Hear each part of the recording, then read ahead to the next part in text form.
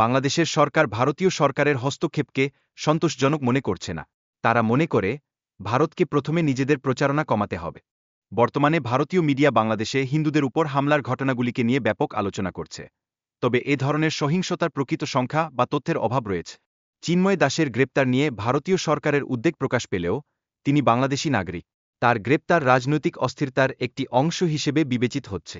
ভারত ও বাংলাদেশের মধ্যে বাণিজ্যিক সম্পর্ক গড়ে উঠেছে এবং বর্তমানে এই দুই দেশের মধ্যে $6 বিলিয়ন বাণিজ্য হচ্ছে, যা উভয় দেশের অর্থনীতিতে গুরুত্বপূর্ণ অবদান রাখছে।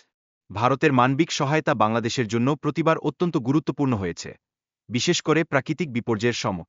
2007 সালের ঘূর্ণিঝড় এবং 2020 সালের আমফানে ভারতের সহায়তা অতি স্মরণীয়। শেখ হাসিনার সরকার ভারত সরকারের প্রতি ঘনিষ্ঠ সম্পর্কের কারণে সরকারি রাজনৈতিক পরিস্থিতি জটিল হয়ে উঠেছে, যা দেশের মধ্যে বিভ্রান্তির জন্ম দিয়েছে। বাংলাদেশের জনগণের মধ্যে শেখ হাসিনার ভারতের প্রতি পক্ষপাতিত্বের অভিযোগ রয়েছে, বিশেষ করে গঙ্গা এবং তিস্তা নদীর জলবণ্টন নিয়ে। বাংলাদেশের বাণিজ্যিক সম্পর্ক সমস্যা হয়ে দাঁড়িয়েছে, যেখানে ভারতের সাথে বাণিজ্য ঘাটতি $10 বিলিয়ন ছাড়িয়ে গেছে। শেখ হাসিনার শাসনের সময় ভারতের রাজনৈতিক হস্তক্ষেপের অভিযোগ রয়েছে, যা বাংলাদেশের গণতন্ত্রের উপর নেতিবাচক প্রভাব ফেলেছে। মালদ্বীপের মোহাম্মদ মুইজ্জুর রাজনৈতিক অবস্থান পরিবর্তনের উদাহরণ হিসেবে উল্লেখ করা হয়। অর্থনৈতিক সহযোগিতার ফলে সম্পর্কের পরিবর্তন ঘটতে পারে, যা বাংলাদেশের জন্য প্রয়োজন। ভারত ও বাংলাদেশের মধ্যে বাণিজ্যিক সম্পর্ক অত্যন্ত গুরুত্বপূর্ণ। উভয় দেশই ভূগোলগতভাবে একটি অপরের জন্য অপরিহার্য, যা সম্পর্ককে আরও জোরালো করে।